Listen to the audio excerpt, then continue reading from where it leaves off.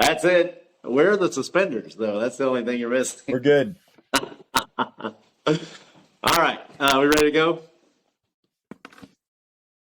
Okay. All right. Let's do it. Okay. Welcome back to Teacher Talk with Paul and Jay. We are back for our second episode of the Odyssey. Our first episode, we did an introduction to the Odyssey. Today, we want to jump right into book number 1 and start walking through the book and talking through it. So we're hoping you're joining with us from maybe a few different perspectives. One, if you're a teacher and want to dig into teaching the book, maybe haven't done it or only done it a little bit, we're hoping this will help you think about how to walk through it from two teachers who've done it a number of times. If you've never read the book and you need some help getting through it, I remember keenly the first time I tried to read this thing on my own. It was a disaster. I was pretty young, too young. I had no idea which end was up. So maybe this would help you get through some of the books and focus on things. I'm still Jay. So I'm Paul, and looking forward Jay, to this conversation. And this is it's one of those books, and I think this should take pressure off of both students and teachers and anybody reading it. There is hardly any agreement of opinion about anything. And it's sort of like reading a Shakespeare play.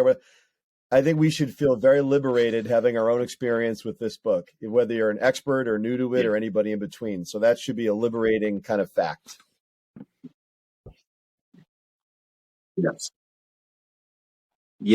And it's a feeling that you get a lot of time with books that not just that I like, that I think that are really good books, is that they invite you to read them and to react to them and to engage with them and understand them as you do. So you just jump in. But before we do, a poem. All right. I've got a poem picked out for us for this chapter. It's not directly related, but some elements of it reminded me of how the Odyssey makes me feel. So this is a poem, "Evening Hawk" by Robert Penn Warren. Robert Penn Warren was a massive man of letters in American literature during his lifetime, friends with all the greats, and was a part of a big movement, the New Critics movement, and at Vanderbilt University. He also won the Pulitzer Prize in Literature, both for fiction and poetry. I think he's the only American, maybe the only person, I don't know, the only American who ever did that. So he was quite a force in his lifetime, and had popular success as well. So he made money. He wasn't just an artist. So he had it all. He had it all, it sounds like. Evening Hawk, Robert Penn Warren.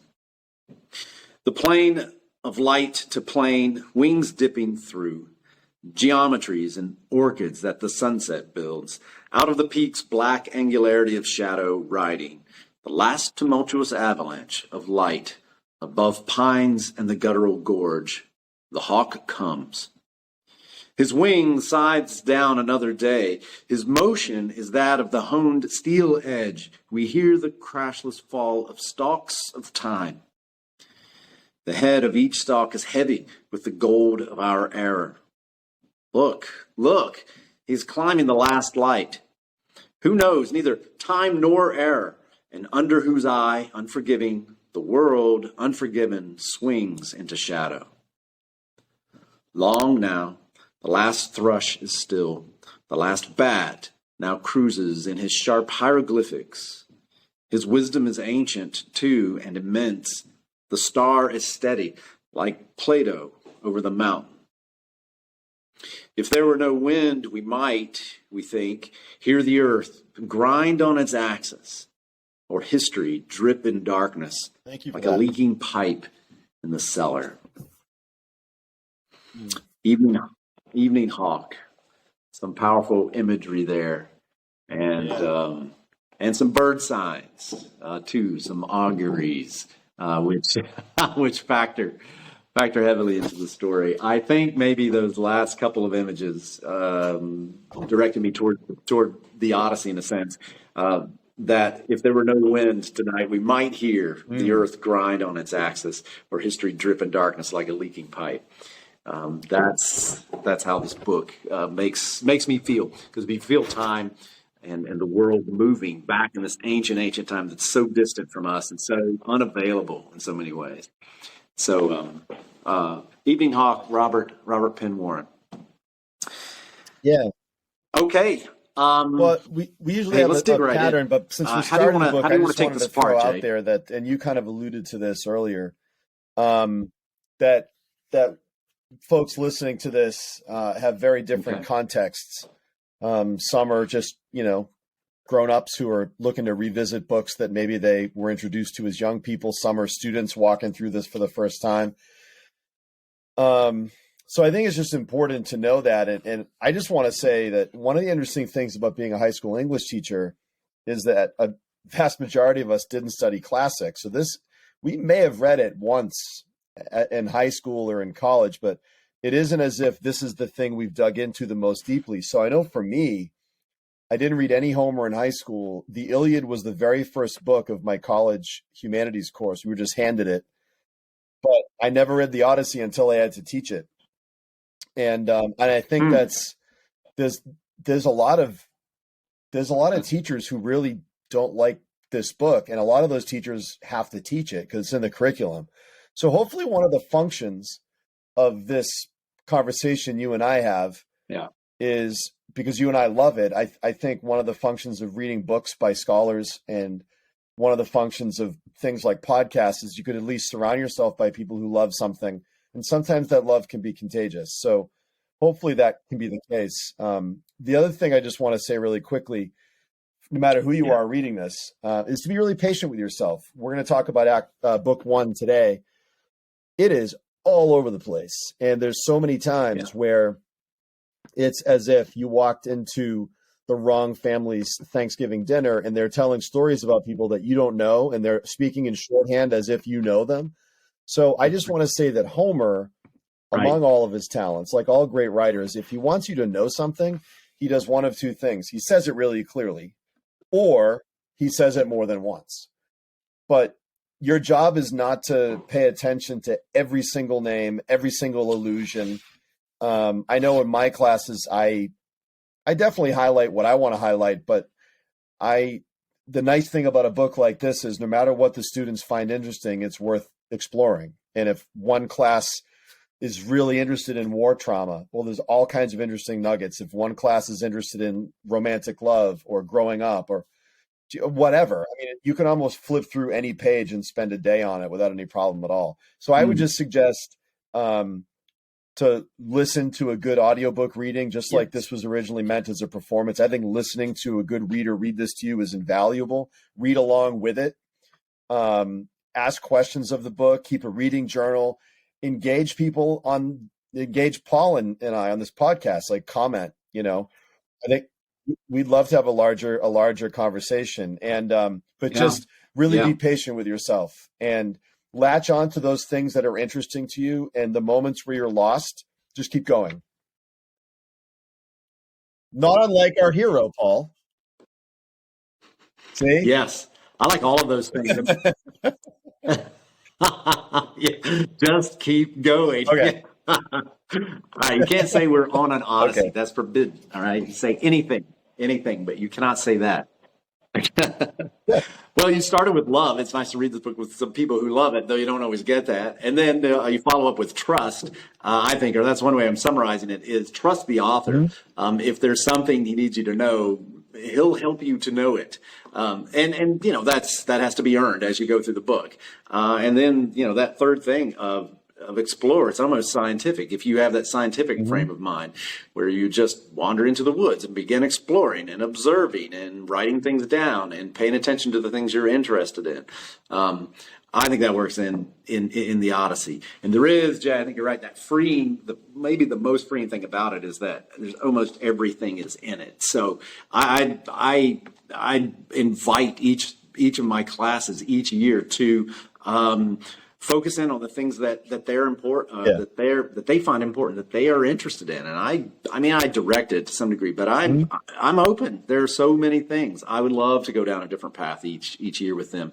And so I think what that means, if you're used to a very strict curriculum kind of breakdown sort of approach to books, SAT 2 test prep kind of thing, you think there's a core set of things you have to cover in the book. And I don't feel that way about this book. I mean, there are things I like, but I don't feel a responsibility to cover any given thing. And any set of things my students come up with, it's almost always worth pursuing. There's very few dead ends. So, yeah. Okay. So, how we want to frame this up, since we could talk about anything, we could do this very episode probably 10 times, and each of them be different, and good, I would say.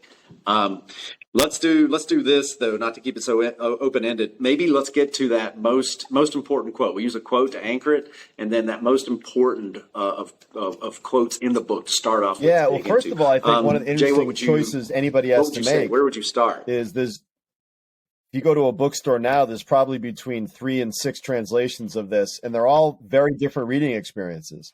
So I teach Emily Wilson translation. I've taught Fitzgerald and Fagles. They're each good and they're each different. You're doing Fitzgerald, I'm doing this. So when folks hear different feelings and styles and sort of diction patterns, just different translations is all. Yes. And I want to say, I really like the Emily Wilson translation that you're using. I've taught it and enjoyed it. I'm going to cheat, Paul. Because I'm reading the Odyssey and he's inspiring me. Odysseus is the greatest cheater and liar in all of literature. So, see, I'm method reading, Paul. I'm method reading. I'm Odysseus right now. But I'm really interested in the opening totally line. Get into it. The proem, the opening handful of lines are interesting. Standard, beginning in the middle of a story, invoking the help of the muses. Yeah. But there's and I don't know ancient Greek, but just you listen to translators talk about the difficulty of certain words that don't have an English equivalent. And one is right away.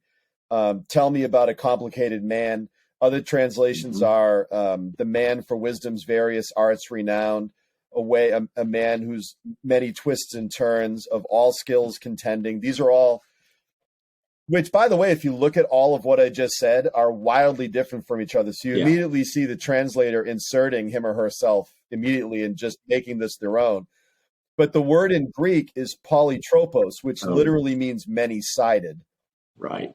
And Emily Wilson, wanting to have a word that exists in our language, chooses complicated. Tell me about a complicated man. So I just want to point out that one thing book 1 gives us from line 1 on is the idea of complexity.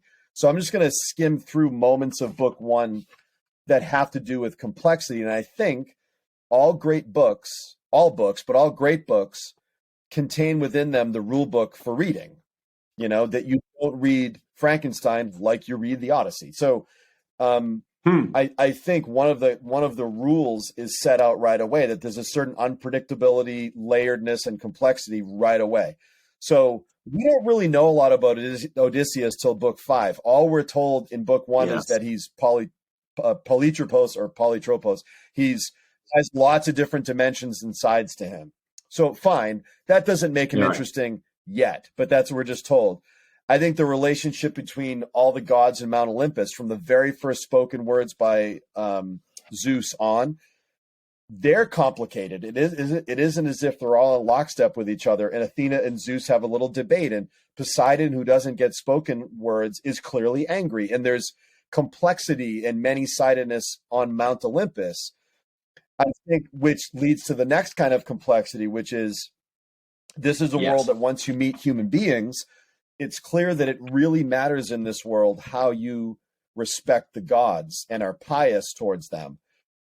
But the complexity of that is that the gods all have different opinions and different passions and different loyalties. It's not like Yahweh in the Old Testament or Jesus of Nazareth. This is it's polytropos. It's many sided. So if you're loyal to Athena, that kind of by default in this poem means you're not loyal to Poseidon. So it's very complicated. And then once you get into like the human drama of book one of the brilliant choices, I think, is you have a story about returning home from war that begins with the absence of the warrior and what gaping hole that absence leaves. There's something very modern and wise about that.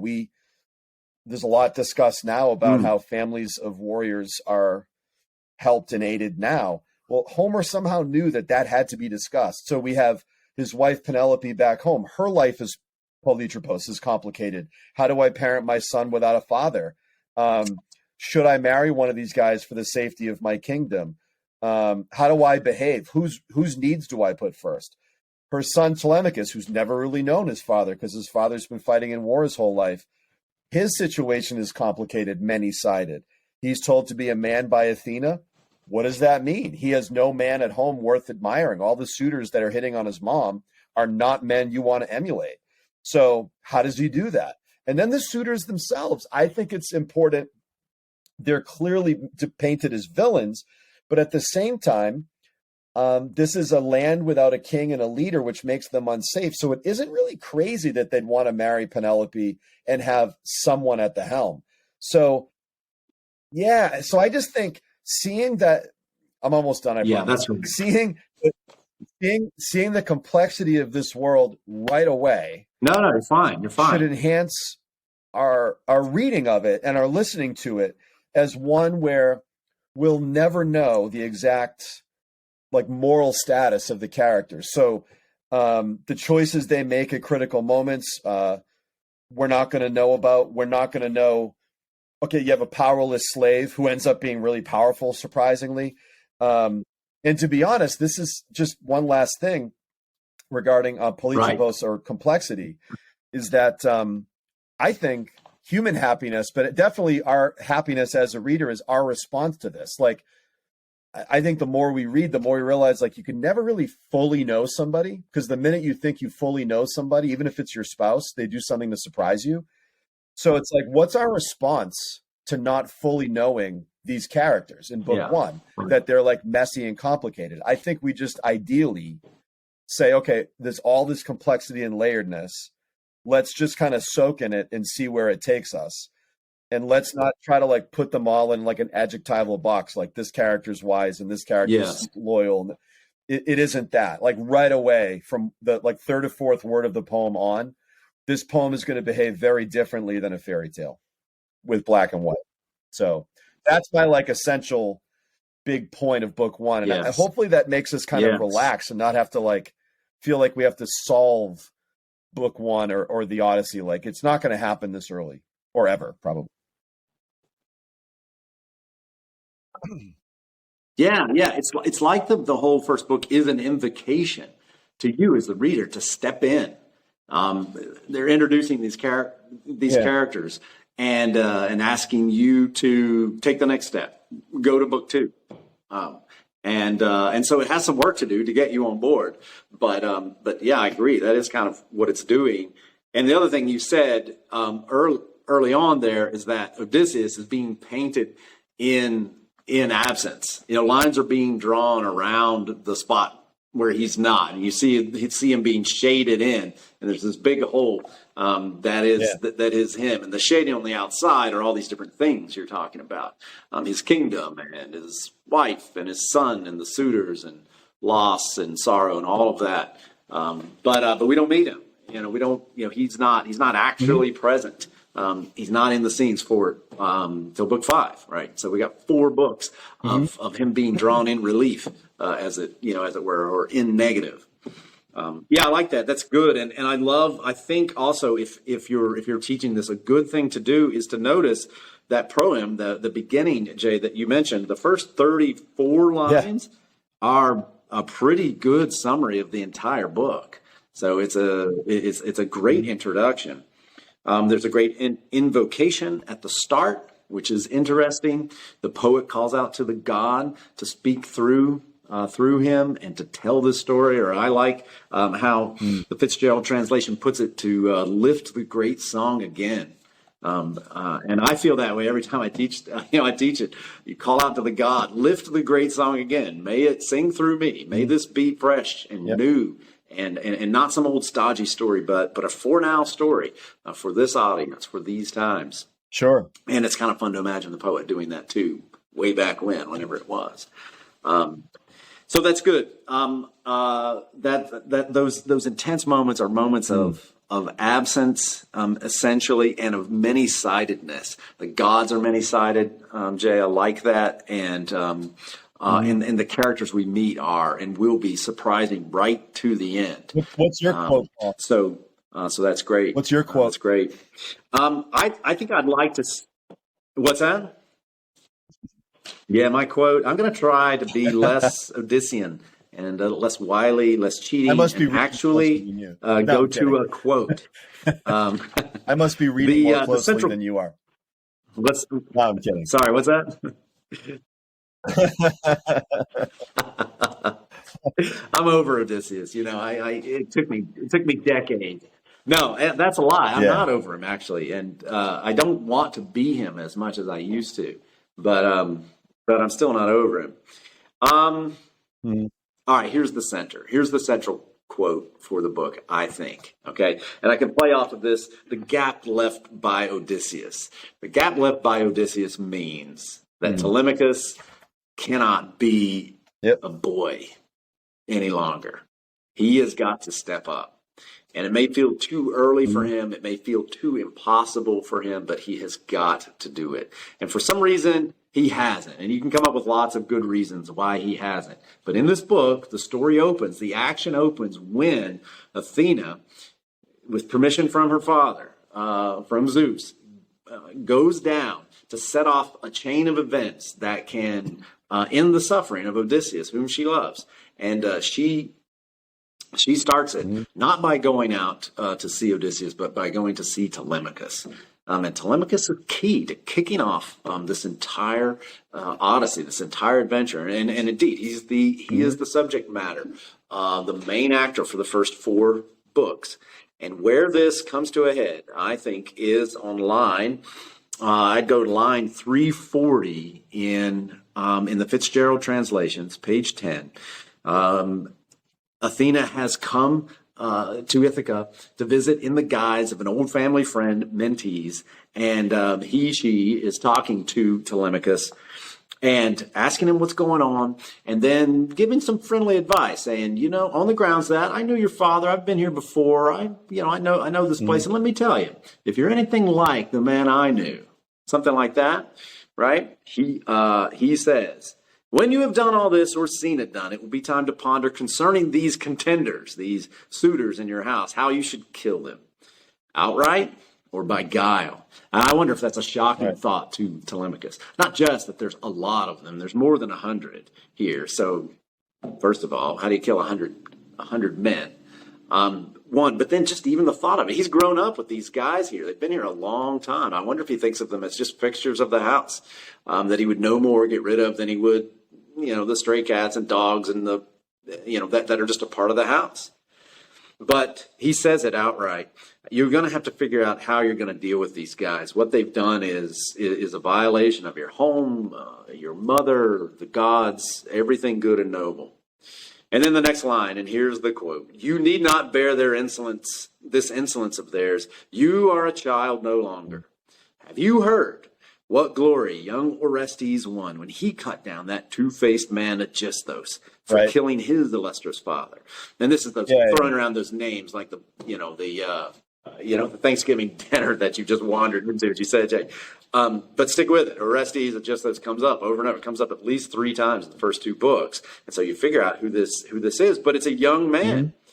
That Orestes, who's a parallel to Telemachus, and his house was out of order, and he said it right. He took action, and now his name is sung, and he's known. Wouldn't you like to win glory like he did? Dear friend, you are tall and well set up, I see. Be brave, you too, and men in time come to speak of you respectfully. And this is the core, I think, of book 1. That Telemachus needs to get off his butt, get out of the corner, and take on the situation. take on the circumstances, as forbidding as it is. He has to step up. He has to do it. And, and it works, as we see, and Jay, I've heard you say before, it's not like he instantly becomes a man. He fumbles and bumbles. But it plants a thought, and it does kick off the story. So I think if you're looking for the center of the book, for me, that quote is the essential one. Kicks things really good. off with Telemachus answering the call. Exactly what you just said. Telemachus has, you lived in Rockport, Massachusetts. You lived there. I live in Peabody, Massachusetts. These aren't big places. I was just talking to my students. We just finished book 4. Yeah. And some kids are writing about Telemachus, challenges of being Telemachus. What's his greatest obstacle? Those kind of papers. And I said to one kid who's from a town near where you used to live, I said, imagine never leaving in 18 years the perimeter of that little town. So even if you had everything else going for you, how grown up would you be? How big would your world be in your mind and heart? So I think it's one of those moments where, like, this is a kid. He's a privileged kid, obviously. He's a prince, but it's as is often the case, a non-parent adult taking you aside and telling you the difficult things you need to hear right now. And then, and I think our students can relate to that. For a lot of my students, it's a drama director, a coach, a music teacher who was just really blunt. Hey, you got to practice more. You got to do this thing. And, and it's not a coincidence a couple of pages later where Athena's missing her husband. I mean, Penelope is missing her husband. It's been 20 years. And Telemachus in the Wilson translation says, look, many were lost. He's contextualizing his mother's grief. If you're a student listening to this, please don't do this at home. And the son says to his mother, go in and do your work, stick to the loom and distaff, tell your slaves to do their work as well. So he's figuring out, because he didn't talk this way before, and he was just told to be a man. Then he's in his company of his mother, and he's failing miserably. And it seems like this is a series of like false starts, basically. And there's something very human to that, I think, Paul, and you and I have talked about this. It wouldn't be, not that epics are known for realism, but there's a lot of human realism that lives inside this book, I feel, eerie realism and contemporaneity, like stuff that's right now. And one of them is when you try to become an adult, you fail for a while. If he succeeded right away and called a meeting and managed a meeting with the suitors and was decisive and talked to his mother like an adult, like, that's not believable. That's not how boys are when they're trying to become men for the first time. Sorry. Right. So no, it's not. It's not. Although it is a myth that I think we like in, maybe more pop cultural movies and pop lit, that somehow that each of us has inside of us this secret great power or secret greatness that just hasn't been exerted yet. And there's a cheap and easy and quick path to being that person we all secretly knew we could be, whatever it is you idealize. And it's not like that in this book. And I don't think it's like that in real life. Many people do have greatness in them that circumstances do bring out. That is true. Right. But to get there, there's pain and there's suffering and there's difficulty. I think so. And that's, and that's what shows up. That's what shows up here. And that, well, and I was just going to say randomly too, that privilege part too. I was thinking of that as a part of the many-sidedness that you pointed out. He's clearly a young man of privilege, being the son of Odysseus, not only just money and a great place to live, but also being heralded, as the son of the great Odysseus. But privilege is many-sided. He doesn't feel. And he doesn't feel like he has a great life right now. It's all trouble and sorrow right now. And he says, I don't know. He has a line. He says, I don't even know. How do I even know if I am his, Odysseus' son? It's sort of like if you're John F. Kennedy on November 22nd or 3rd, 1963, like, you're a little boy. You have all the money in the world. And as he gets older, right, good looking, all the money in the world, no worries, and on paper looks like it's the fantasy life. His father's gone. His father's gone. That's a many-sidedness, and we all know people in real life, right? Who, maybe we teach students who like, on the or we know people in our families or friendship circles where like on the surface things are one way, and there's brokenness that's pretty elusive and inside them that's very real and unremitting. And I don't know, there's a lot of this happens a lot in this epic where there's gods and monsters and we can obsess about that, but there's just very real human moments, and I think there's a lot of those in book one even.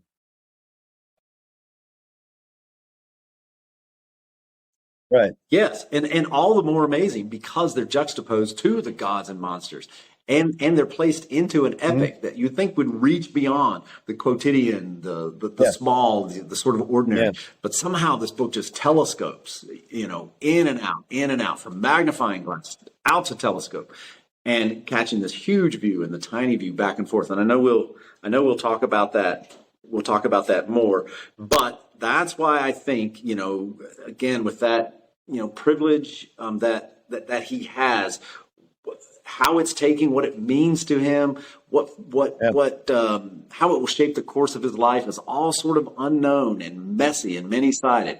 But the center of the book that I keep coming back to is this kind of responsibility thing that when, as you say, and I say this to my students too, I hope you have a life such that you have people like mentees in it, who can guide you and say things to you that you need to hear, be they coaches, teachers, whatever.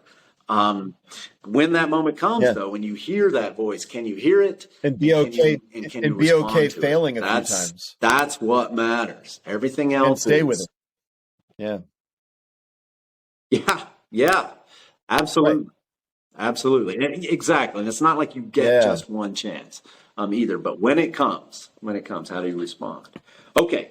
I think that's pretty good for getting to the center of this thing. The many-sidedness, that's handy. That'll get you really far in this book. And then the absence, emphasizing the absence of Odysseus, and then maybe playing off of that, Telemachus's call to action. Right. Some things are just put on the table right in front of you. Kill all of these people, and then fill in the gap, fill in the space that's left by your great, impossible to fill shoes. So shoes. I think we're going to end with a couple of quotes that are maybe more surprising. Okay. You and I have gotten sort of to the guts of book one. Obviously, the main message of Athena you hit on, which is you have to grow up.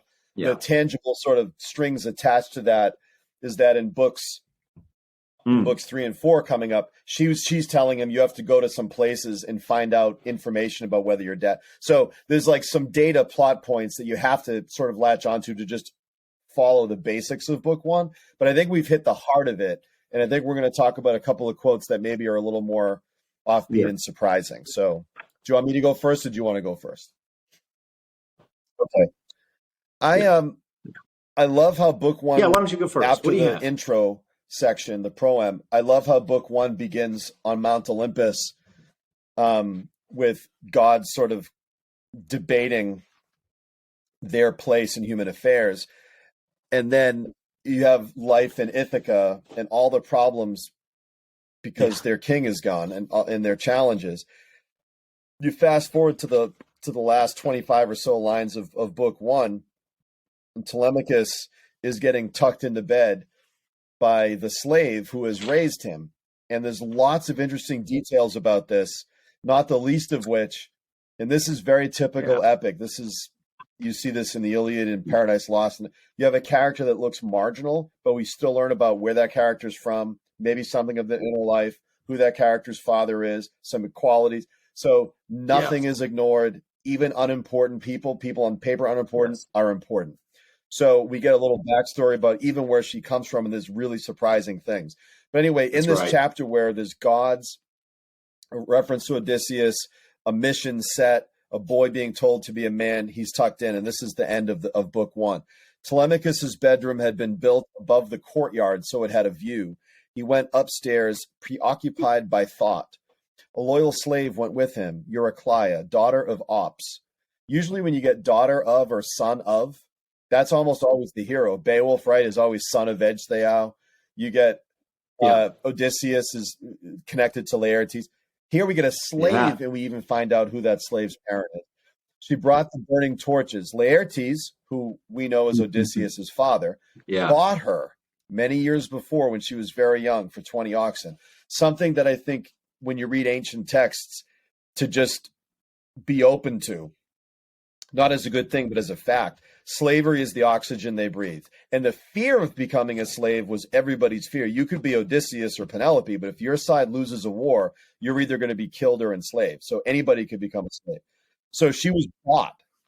And then it adds, Laertes, That's Odysseus's father, it says, gave her status in the household equal to his own wife, but never slept with her, which, because she's a thing, she's property, he could have done and didn't, avoiding bitter feelings in his marriage. So that's just, you could easily say, like, what is that doing there? But we're adding color and personality to this character. So as a reader, you should think she's going to be important. And here's a clue. She is. She brought the torches now. She was the slave who loved him most, since she had cared for him when he was tiny. Right. Entering the room, he sat down on the bed, took off his tunic, and gave it to the vigilant old woman.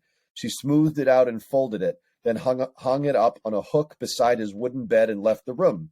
She used the silver latch to close the door. The strap pulled tight the bolt. He slept the night there, wrapped in woolen blankets, planning the journey told him by Athena. The last two lines encapsulate the passage. He's a boy. He's wrapped in blankets, but he's being told to be a man to go on a journey. This is exactly where Telemachus is. He has 1 foot in boyhood and 1 in manhood. And it's a gorgeous, intimate moment, very human, reminding us of what the whole book kind of was doing. So it's just a brilliant conclusion, I think.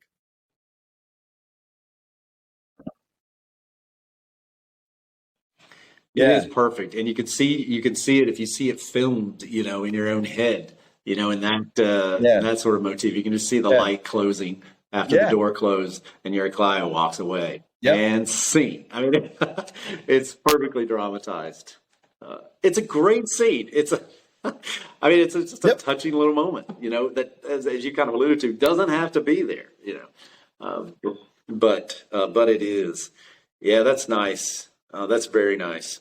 It's worth pouring over. And then, my students always are interested in slavery because that's a thing and obviously a part of American history and our own sort of wrestling as a culture. And so to see this, it's nice to be able to wrestle with it outside of your own house, so to speak, and to talk about it in another place and time and to gain some perspective and some understanding. And so that's sort of thrown in, as well. It may be a path a lot of students just want to walk on as they go through this book, and it's there. That's good. Yeah, I'd like to close out with a quote that that points to a lingering question I have throughout the entire book, which relates to something we'll talk about a ton, which is how does this world work? Jay, something you said earlier that great books have within them the key to understanding them and also to know how to read them. And I would say Robert Penn Warren, who I read, opening this episode as a new critic, that's a tenet of new criticism. That the work of art is a work of art that in many ways, and maybe essential ways, could stand alone.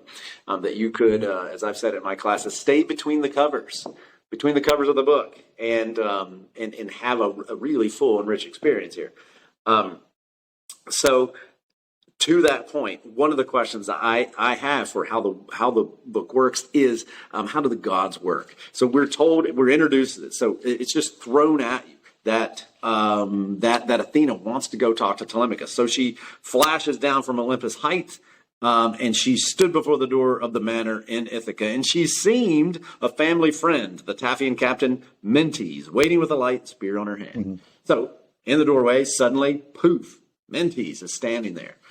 And Telemachus recognizes, a guest, a stranger, rushes over, invites her in, and all this. And so then they talk. Mentes does all the things we've been talking about doing, and about him doing. And then when he's done / she's done talking with Telemachus, line 370, and with this, Athena left him as a bird rustles upward, off and gone. But as she went, she put new spirit in him, a new dream of his father, clearer now, so that he marveled to himself, divining that a god had been his guest. And so then poof, Athena's gone. And so I think the passage that I will circle as the one that leaves me questioning is this, how does this work? Athena is up and gone as a bird rustles upward. It kind of messes up for me the way I want to read how the gods work in the book, and how I think I can make the case that they work throughout most of it, which is essentially that the gods, and this is sort of a sociological, reading of Greek religion, I know, but that the gods represent sort of forces in the world, or impulses in the human psyche, and they're codified and solidified in statues and in these entities, these beings. And so that when we get a character like Mentes giving advice that taps into a certain line of thought, like, hey, you need to grow up. Hey, you need to take on this problem with cunning and with skill, and maybe with some violence. Well, when we talk cunning, skill, and violence, who are we talking about? We're talking about Athena, right? She's the goddess of all those things. And so this is Mentes inspired by these things you find in the human heart and the human spirit, and he speaks because he has one of those moments that that I hope, again, I say to my students, I hope you've had with another adult in your life, where they just get it and they just touch down. Often they're goofy and off topic and rambling or whatever, but sometimes it dials in and they say a word you need to hear, and it hits home. So my question is, how do the gods work? Are there just people? Did Mentes show up because he was showing up, and then he was just inspired, and for all the world he sounded like Athena? Or is it a little more Harry Potter like, where there's magic, and then a person, Athena just takes on the shape of a person, and bong, there. So it's a lingering question to check against. And I think as you go through this, you can ask that. It's fair to ask. It's interesting to ask, and then you can try to work it out. There's going to be a lot of appearances of Athena throughout, and so I don't know, that always sticks in the back of my mind, and I try my two primary different methods for understanding it every time it shows up, to see which one works best. And I don't know, I'm sure it's one of those things, I kind of, like, with pride, I refuse to look up. I'm not going to Google it, and I've gone this long, without reading any of the books I really like about it. It's kind of like, I've never seen the movie E.T. Well, and the famous line is "phone home," which, if Odysseus had a phone, this poem could have been like 10 pages long. Like how I connected that. All right, nice job tying that in, Jay. That's not the point I was making at all. But I've waited this long without asking someone who actually knows Greek, Greek religion and actual classicism. Well, I think we're talking about two things, though. Like, I respect what's that? The subjectivity of the reading experience. I mean, you're not ignoring, like, not knowing what a fact of the book is. That's just bad reading. You're looking at a meaty, sort of challenging problem of the book and wrestling with it, which is different than, like, not looking something up, which you could easily look up. You know what I mean? Right. Yeah, that's how it feels to me. And I feel like I'll understand it's going to be more than just a factoid when I find it out. Sure. It will be a deep understanding that'll help bring lots into into focus. Yeah. As I pull it together. So that's why I want to wait for it. That's good. And to get it from. We usually end with lingering questions, and it's interesting. Like, it's sort of like if you ask someone who's seen Star Wars 20 times to pause after the first 10 minutes and ask them what lingering questions you have. We know the poem. So just to imagine, I've only read book 1. I see a boy being told to be a man, and I see, I think the original audience of this poem would have known the Iliad and the Odyssey well. So even you can kind of extract from the opening of the Odyssey that Odysseus has fought in a war a long time ago. And so what we know is Odysseus took an entire generation of Ithacans to the Trojan War. So they're not home. We find out what happens throughout the Odyssey, but they're not there. That generation from a couple of decades ago. The next generation of men are some of them are suitors going after Odysseus's wife. So a lingering question for me would be, to what extent does Telemachus's being a man have to do with, his journey and finding information about the Odyssey, which he's being tasked to do, and how much of it has to do with domestic policy, like managing this next generation of men who are disrespecting his family and property and everything, and how openly hateful can these other men be? Because Telemachus is an obstacle to them, but he's also the prince and the son of the person they're trying to marry. So it's interesting. I think we see this in Shakespeare a lot. We have text and subtext. How much text and subtext will there be in these discussions going forward? How blunt can these people be? How subtle must they be? And where does growing up appear when this boy is talking probably to slightly older, but not wildly older men? Because those men are gone. Like, that generation of men isn't there. His father's generation is not there. They're gone. Yes. So it's, yes. The messiness of book one leads to that mystery of the nature of that growing up, which is bound to be messy too.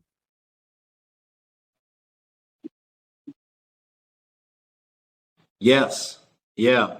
That's good. I don't know. I would like to try to be able to recreate what a question would be from just reading, book one. If I didn't know the others, what would it be? I think I'd be interested in the gods. It's interesting to hear Zeus talk. And then I think on the total other end of the spectrum, I would be drawn in by Euryclea's scene. I would wonder if she's the secret, the secret ninja, in the house kind of thing that's gonna come through in some really meaningful way. Maybe she's Obi-Wan. These are not the Ithacans you're looking for. Wilds. Since you brought up Star Wars. These are not the Ithacans you're looking for. I think that's what I naturally. What's that? Now, because we're having this conversation, your I wonder Jedi if we're mind going to trick get worked. cross-pollinating nerddom listening to this. It's going to be a really narrow demographic, but hopefully a passionate one. It's okay. Yeah, I don't want to think about that. Yeah. I don't know, but for me, I don't know, having some more knowledge of the story, the lingering question I think that that I end with is, can Telemachus fix this? This to me is an interesting question. Can he fix it? It's kind of what you're alluding to. And there's a level on which you think, could he actually, you see him in some workout scene, build up his muscles, learning to sword fight, throwing spears, and he gears up. Yeah, he sort of gears up like Rambo and comes back and does it. Okay, there's a version of that needs to happen according to Mentees / Athena. All right, I'm open to that. I kind of want to see that movie. On the other hand, as you point out, the problems are deeper than that. Okay, let's say we get a stack of bodies. Well, there's a whole generation, of guidance, of growth, of development, of piety, of goodness that's just gone. Well, how do you replace that? You can't turn back to, first build a time machine, right? Second, that's not possible. So what's he going to do? How is this going to happen in more than just that, adventure movie way, which that's good. I guess I have the expectation. Yeah, that's good. For this book. So maybe I'll leave it with that. I think so. Okay. There's so much. Does that get us through book one then? I tell students the beginning of any book, but books like this, please honor the fact that there's confusion and problems and questions. Because in the first 10 minutes of any movie, no one freaks out that they don't know everything, because you know how movies work and things get resolved. That'll happen. It's just being patient. Right. So. Right. Yes. Yeah. And hopefully that's where our enthusiasm will get them across the line, not that they have to love it because we do, but that maybe they'll let us walk them down the path and give them, that's great. Give them a chance to give it a chance, So. Yep. All right. Well, that's great. I'm looking forward to book 2 conversation, 3, 4, 5, awesome. all the Thanks, rest. Paul. And I think we're up and running pretty solid. Bye-bye. All right. Thanks a lot, Jay. Talk to you again soon.